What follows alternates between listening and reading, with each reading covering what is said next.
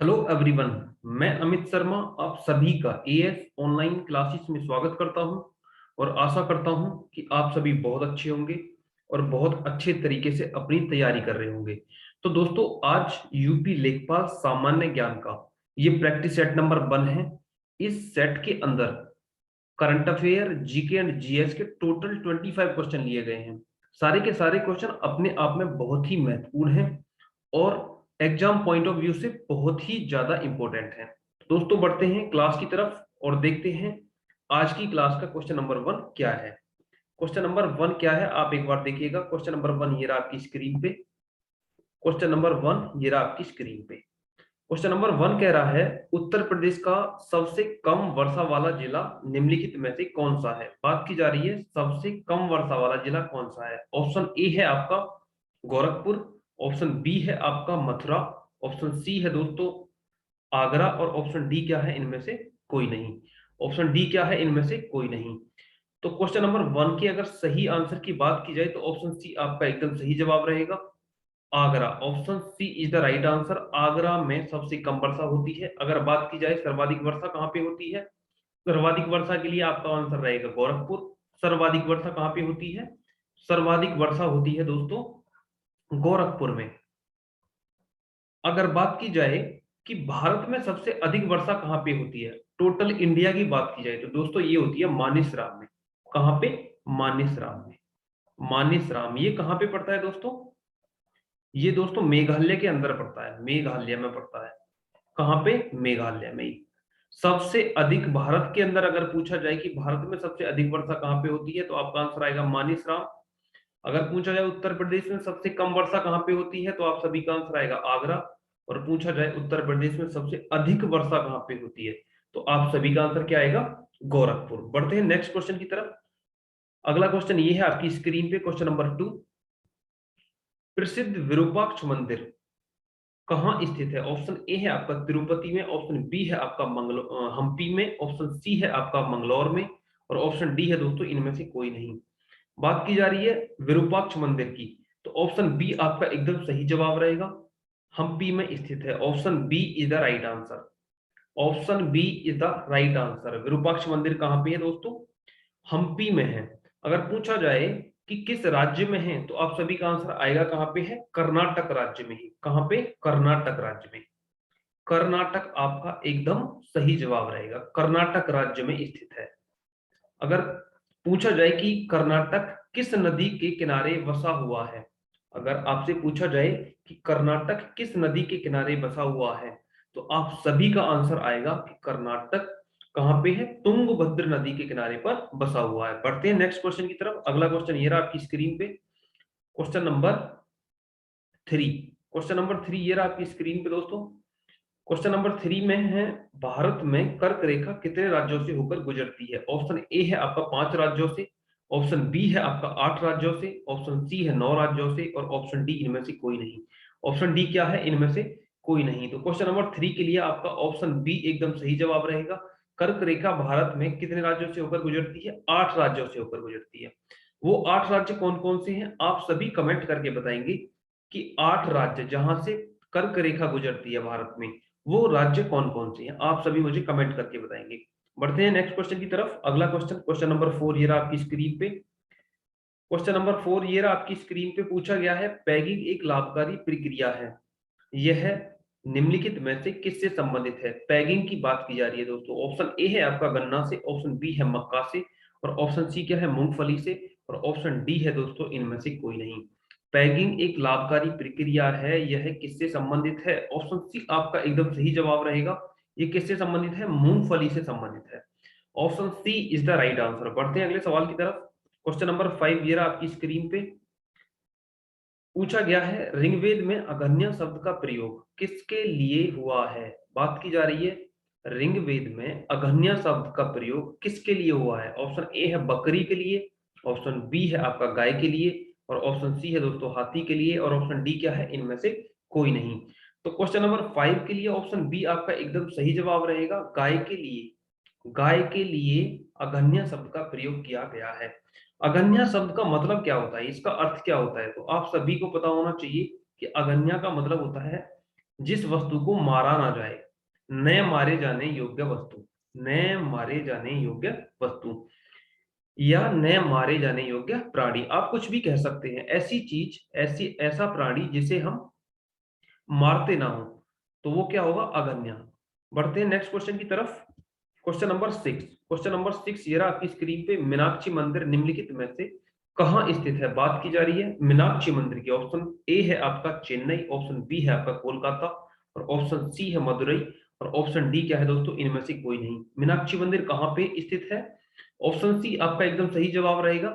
Option C is the right answer, Madurai में स्थित है। Option C is the right answer. बढ़ते हैं दोस्तों क्वेश्चन नंबर 7 की तरफ। क्वेश्चन नंबर 7 ये रहा आपकी स्क्रीन पे। देश का पहला कृषि विज्ञान केंद्र कहाँ स्थापित किया गया है? देश का पहला कृषि विज्ञान केंद्र कहाँ स्थापित किया गया है? ऑप्शन ए है आपका दिल्ली में, ऑप्शन बी है आपका कोलकाता, ऑप्शन सी है पुडुचेरी, और ऑप्शन डी क्या है? इनमें से कोई नहीं। बात की जा रही है कृषि विज्ञान केंद्र की, तो सही जवाब क्या रहेगा? Option C. Option C is the right answer. कहां पे स्थापित किया गया है? पुडुचेरी में। Option C is the right answer. Option C आपका एकदम सही जवाब रहेगा। बढ़ते हैं अगले सवाल की तरफ। Next question, question number 8।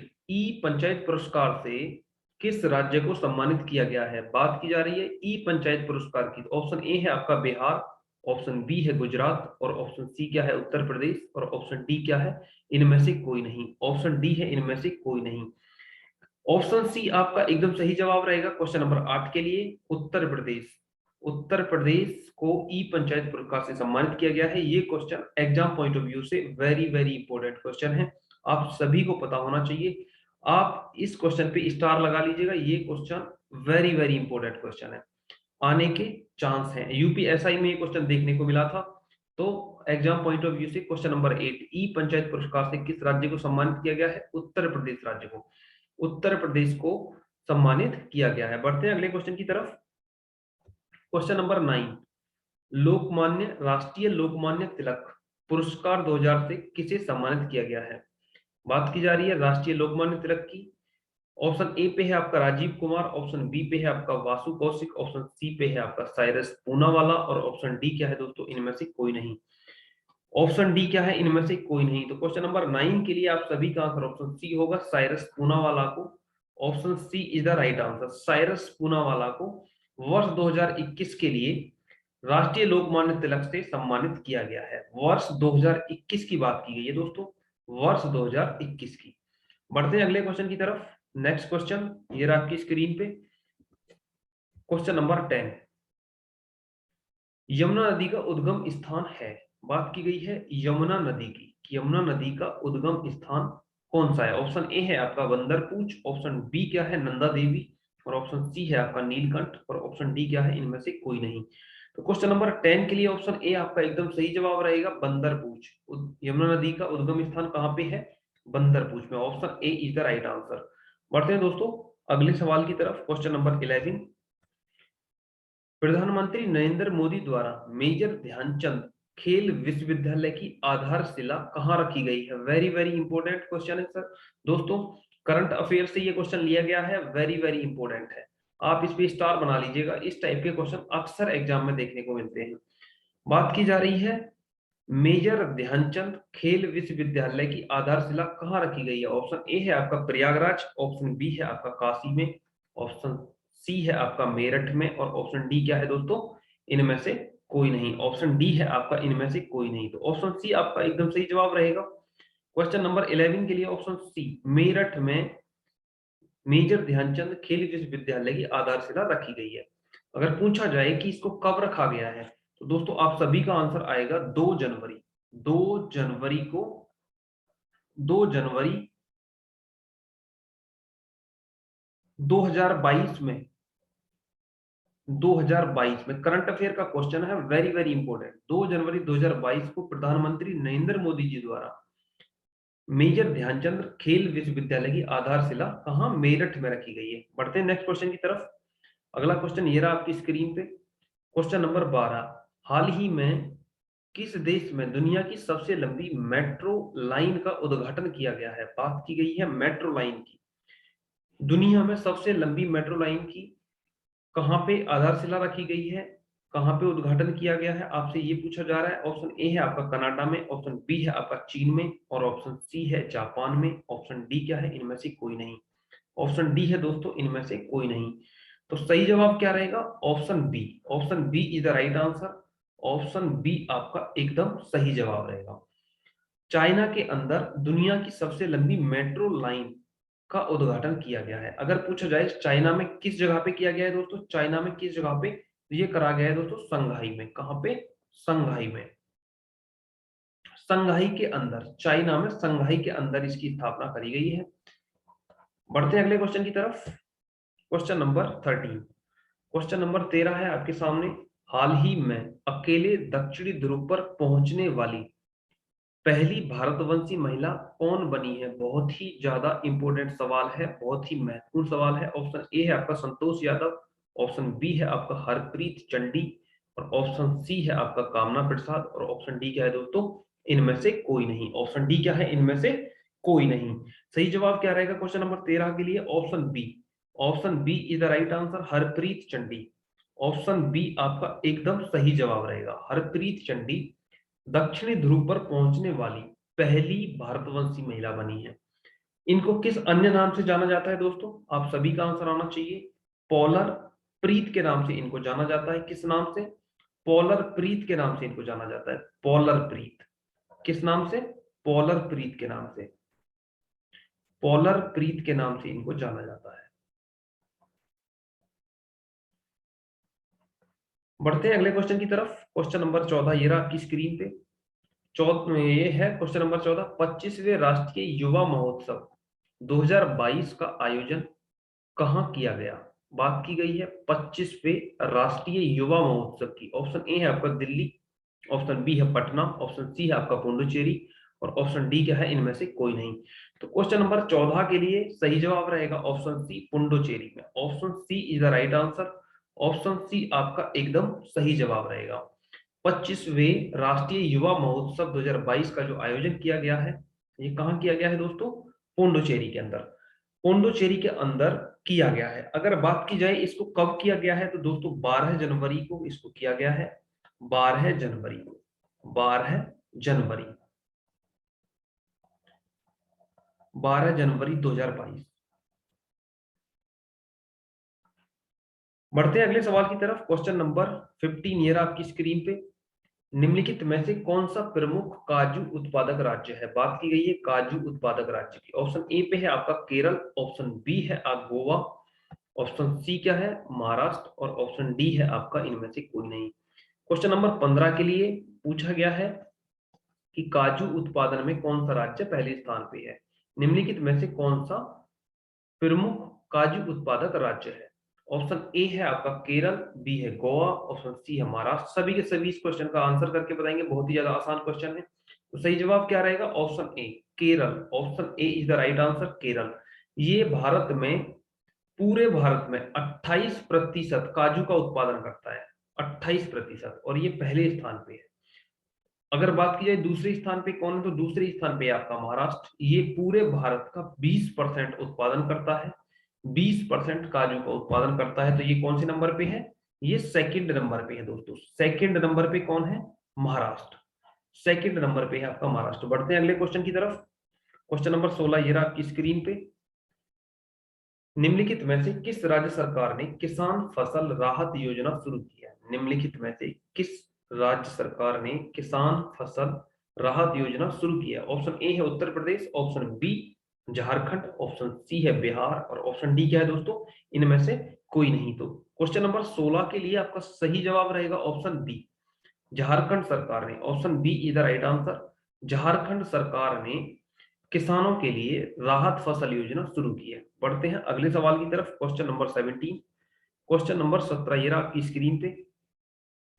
Question number 17 कह रहा है निम्नलिखित में से किस राज्य सरकार ने 40 कृषि संजीवनी वैन को हरी झंडी दिखाई है। बात की गई है कि 40 कृषि संजीवनी वैन को हरी झंडी दिखाई है। ऑप्शन ए है आपका कर्नाटक, ऑप्शन बी है झारखंड, ऑप्शन सी बिहार, और ऑप्शन डी क्या है, इनमें से कोई नहीं। ऑप्शन डी है दोस्तों, इनमें से कोई नहीं। तो सही जवाब क्या रहेगा, सही जवाब रहेगा आपका ऑप्शन ए, कर्नाटक की सरकार ने। कर्नाटक की सरकार ने 40 कृषि संजीवनी वैनों को हरी झंडी दिखाई है। इनका काम क्या है दोस्तों? ये किसानों के लिए कीटनाशक के बारे में सुझाव देंगी, उनके लिए परामर्श देंगी और उनकी समय समय पर सहायता करेंगी। बढ़ते हैं अगले सवाल की तरफ। क्वेश्चन नंबर 18 ये रहा आपकी स्क्रीन पे। खल्लम नृत्य निम्नलिखित में से किस राज्य का लोक नृत्य है? बात की जा रही है खल्लम नृत्य की। ऑप्शन ए है आपका कर्नाटक, ऑप्शन बी है मिजोरम, ऑप्शन सी है बिहार और ऑप्शन डी क्या है? इनमें से कोई नहीं। खल्लम नृत्य किस राज्य का लोक नृत्य है? ऑप्शन बी आपका एकदम सही जवाब रहेगा, मिजोरम का। Option B is the right answer. ये कहाँ का है? मिजोरम का। बढ़ते हैं दोस्तों अगले सवाल की तरफ। Question number 19। क्वेश्चन नंबर 19 ये रहा आपकी स्क्रीन पे। मक्का में सफेद कली नामक रोग निम्नलिखित में से किस कमी के कारण होता है? बात की गई है सफेद कली नामक रोग। ऑप्शन ए है आपका जिंक, ऑप्शन बी है आपका कॉपर, ऑप्शन सी सोडियम और ऑप्शन डी क्या है? इनमें से कोई नहीं। तो मक्का में जो सफेद कली नामक रोग होता है, ऑप्शन ए जिंक की कमी से लगता है। ऑप्शन ए आपका एकदम सही जवाब रहेगा। किसकी कमी से? जिंक की कमी से। बढ़ते हैं अगले सवाल की तरफ। Question number 20। बहुत ही ज्यादा महत्वपूर्ण सवाल है दोस्तों। यूपीएसआई में ये सवाल आया था। यूपीएसआई 2021 2021 का जो अभी पेपर हुआ है उसमें ये क्वेश्चन आया था। लाल कुर्ती दल के नेता निम्नलिखित में से कौन थे? बात की गई है लाल कुर्ती दल के नेता निम्नलिखित में से कौन थे? ऑप्शन ए पे है आपका मौलाना आजाद, ऑप्शन बी है आपका खान अब्दुल गफ्फार खान और ऑप्शन डी क्या है दोस्तों? ऑप्शन सी है आपका मौलाना मोहम्मद अली जिन्ना और ऑप्शन डी है आपका इनमें से कोई नहीं। तो क्वेश्चन नंबर 20 के लिए आपका सही जवाब रहेगा ऑप्शन बी। ऑप्शन बी आपका एकदम सही जवाब रहेगा, खान अब्दुल गफ्फार खान। ये लाल कुर्ती दल के प्रमुख नेता थे। लाल कुर्ती दल के नेता कौन थे? खान अब्दुल गफ्फार खान। बढ़ते हैं अगले सवाल की तरफ। Question number 21। क्वेश्चन नंबर 21 क्या है दोस्तों? आप एक बार देख लीजिएगा। क्वेश्चन नंबर 21 ये रहा आपकी स्क्रीन पे। भारत के प्रथम जल विद्युत संयंत्र की स्थापना कहाँ की गई? बात की जा रही है भारत में प्रथम जल विद्युत संयंत्र की स्थापना कहाँ की गई? ऑप्शन ए है आपका दार्जिलिंग, ऑप्शन बी है आपका शिव समुद्रम, ऑप्शन सी है आपका पटना और ऑप्शन डी क्या है दोस्तों? इनमें से कोई नहीं। तो क्वेश्चन नंबर 21 के लिए ऑप्शन ए आपका एकदम सही जवाब रहेगा। Option A is the right answer, Darjeeling में। बात की जाए कि इसको कब स्थापित किया गया था दोस्तों, आप सभी का आंसर आना चाहिए 1897 में। कहा? कब? 1897 में। वर्ष 1897 में इसको स्थापित किया गया था। अगर बात की जाए कि दार्जिलिंग किस राज्य में है, तो दोस्तों ये कहाँ पे है? पश्चिम बंगाल के अंदर। कहाँ पे? पश्चिम बंगाल में। ये दोस्तों पश्चिम बंगाल में पड़ता है। 1897 में इसको स्थापित किया गया था। कहां पे? दार्जिलिंग के अंदर, पश्चिम बंगाल में ये पड़ता है। बढ़ते हैं अगले सवाल की तरफ। Question number 22। क्वेश्चन नंबर 22 ये रहा आपकी स्क्रीन पे। किस राज्य सरकार ने अनाथ बच्चों को वित्तीय सहायता प्रदान करने के लिए आशीर्वाद नामक योजना शुरू की है? बात की गई है कि किस राज्य सरकार ने बच्चों को, अनाथ बच्चों के लिए आशीर्वाद नामक योजना शुरू की है? कौन सी योजना? आशीर्वाद नामक योजना। बहुत ही ज्यादा महत्वपूर्ण सवाल है क्योंकि योजनाओं से लेके एक या दो क्वेश्चन आपसे पूछे जाएंगे। आशीर्वाद योजना की बात की गई है। ऑप्शन ए है आपका उत्तर प्रदेश, ऑप्शन बी पे है आपका बिहार, ऑप्शन सी पे है आपका ओडिशा और ऑप्शन डी पे है आपका इनमें से कोई नहीं। क्वेश्चन नंबर 22 के लिए ऑप्शन सी आपका एकदम सही जवाब रहेगा। ओडिशा राज्य की सरकार ने अनाथ बच्चों के लिए एक सहायता के रूप में आशीर्वाद नामक योजना शुरू की है। ये किसके लिए सहायता प्रदान कराती है? सिर्फ और सिर्फ अनाथ बच्चों के लिए। बढ़ते हैं अगले क्वेश्चन की तरफ। Question number 23। क्वेश्चन नंबर 23 ये रहा आपकी स्क्रीन पे। विश्व संगीत दिवस किस दिन मनाया जाता है? विश्व संगीत दिवस किस दिन मनाया जाता है? ऑप्शन ए है आपका 21 जून और ऑप्शन बी है आपका 11 जुलाई और ऑप्शन सी क्या है दोस्तों? 15 मार्च और ऑप्शन डी है दोस्तों इनमें से कोई नहीं। तो क्वेश्चन नंबर 23 के लिए आपका एकदम सही जवाब रहेगा 21 जून को। ऑप्शन ए एकदम करेक्ट जवाब रहेगा। Option A is the right answer. विश्व संगीत दिवस कब मनाया जाता है? 21 जून को मनाया जाता है दोस्तों। बढ़ते हैं अगले सवाल की तरफ। Question number 24। हेमिस उत्सव निम्नलिखित में से कहां मनाया जाता है? ऑप्शन ए पे है आपका लद्दाख, ऑप्शन बी है आपका पंजाब, ऑप्शन सी है ओडिशा और ऑप्शन डी क्या है? इनमें से कोई नहीं। बात की गई है हेमिस उत्सव की। हेमिस उत्सव कब मनाया जाता है, कहाँ मनाया जाता है? कहाँ मनाया जाता है? ऑप्शन ए आपका एकदम सही जवाब रहेगा, लद्दाख के अंदर मनाया जाता है। ऑप्शन ए आपका एकदम सही जवाब रहेगा। बढ़ते हैं क्वेश्चन 25 की तरफ। क्वेश्चन नंबर 25, क्वेश्चन नंबर 25 ये रहा। कालागढ़ बांध निम्नलिखित में से किस नदी पर बना हुआ है? बात की गई है कालागढ़ बांध की। ऑप्शन ए है आपका कावेरी नदी पे, ऑप्शन बी है आपका रामगंगा नदी पे, और ऑप्शन सी क्या है, मानसरोवर नदी पे, और ऑप्शन डी है दोस्तों इनमें से कोई नहीं। कालागढ़ बांध किस नदी पे है? ऑप्शन बी आपका एकदम सही जवाब रहेगा, ऑप्शन बी रामगंगा नदी पे। ऑप्शन बी आपका एकदम सही जवाब रहेगा। तो दोस्तों इस वीडियो के अंदर टोटल 25 क्वेश्चन थे और ये इस वीडियो का आखिरी क्वेश्चन था। ये इस वीडियो का कौन सा क्वेश्चन था? आखिरी क्वेश्चन। मुझे उम्मीद है कि ये सारे के सारे क्वेश्चन आपको बहुत अच्छे से समझ में आए होंगे। ये प्रैक्टिस सेट नंबर कौन सा था दोस्तों? ये प्रैक्टिस सेट नंबर आपका 1 था। अगर बात की जाए कि ये कौन सा प्रैक्टिस सेट था दोस्तों, ये प्रैक्टिस सेट नंबर 1 था। हर रोज आपको एक प्रैक्टिस सेट मिलेगा सामान्य ज्ञान का, जिसमें हम किस किस को कंप्लीट कराएंगे आपको। इसमें आपको जीएस, जीके प्लस जीके और plus current affair, plus current affair, तो इन तीन चीजों को हम इसके अंदर में कंप्लीट कराएंगे। ठीक है, करंट अफेयर, इन तीन चीजों के बारे में बात की जाएगी। आपको कहीं भी जाने की जरूरत नहीं है। जीएस, जीके और करंट अफेयर का सारा पोर्शन आपको प्रैक्टिस सेट के साथ में करवा दिया जाएगा। हर रोज एक प्रैक्टिस सेट मिलेगा। जब तक आपका पेपर नहीं हो जाएगा तब तक ये प्रैक्टिस सेट आपको हर रोज मिलता रहेगा। अगर बात की जाए दोस्तों मैथ की, तो मैथ की डेली एक क्लास आ रही है टॉपिक वाइज। आप उस क्लास को अटेंड कीजिएगा, बहुत ही जानदार शानदार क्लास है। हर रोज एक टॉपिक के ऊपर एक क्लास आती है, हर रोज आती है। आप सभी की सभी क्लासों को अटेंड कीजिएगा। अगर आपने अभी तक क्लासों को अटेंड नहीं किया है तो आप एएस ऑनलाइन क्लासेस की प्लेलिस्ट में जाइएगा, प्लेलिस्ट खोलिएगा, मैथ की सारी क्लास आपको वहां पे मिल जाएंगी। सारी की सारी क्लास टॉपिक वाइज है, आप हर एक क्लास को अटेंड कीजिएगा। बहुत ही जानदार और शानदार क्लासेस हैं दोस्तों, आपको बहुत अच्छे से समझ में आएंगी। अगर देखा जाए ग्रामीण परिवेश का, तो दोस्तों ग्रामीण परिवेश की अगर हम बात करें तो ग्रामीण परिवेश की बहुत सारी क्लास आपको एएस ऑनलाइन क्लासेस पे मिल जाएंगी। बहुत सारे प्रैक्टिस सेट ग्रामीण परिवेश के आपको एएस ऑनलाइन क्लासेस पे मिल जाएंगे। आपको कहीं जाने की जरूरत नहीं है। आप प्लेलिस्ट खोलिएगा, वहां पे ग्रामीण परिवेश टाइप कीजिएगा, आपको सारी की सारी ग्रामीण परिवेश की सारी क्लास आपको मिल जाएंगी। अगर बात की जाए ग्रामीण परिवेश के, आपको बहुत सारे प्रैक्टिस सेट मिल जाएंगे, उनसे अलग एक क्वेश्चन भी नहीं जाएगा। अगर बात की जाए दोस्तों सामान्य ज्ञान की, तो सामान्य ज्ञान की मैंने आपको बता ही दिया है कि हर रोज एक प्रैक्टिस सेट मिलेगा, हर रोज एक प्रैक्टिस सेट सामान्य ज्ञान का आपको मिलेगा। अगर दोस्तों बात की जाए हिंदी की, तो हिंदी की बहुत जल्द, हिंदी की हम लोग सोच रहे हैं कि या तो क्लास टॉपिक वाइज स्टार्ट करें या प्रैक्टिस सेट। तो कुछ बच्चों के कमेंट आ रहे हैं कि क्लास टॉपिक वाइज स्टार्ट करने से ज्यादा बढ़िया है कि पूरा एक प्रैक्टिस सेट, हर रोज एक हिंदी का प्रैक्टिस सेट आए।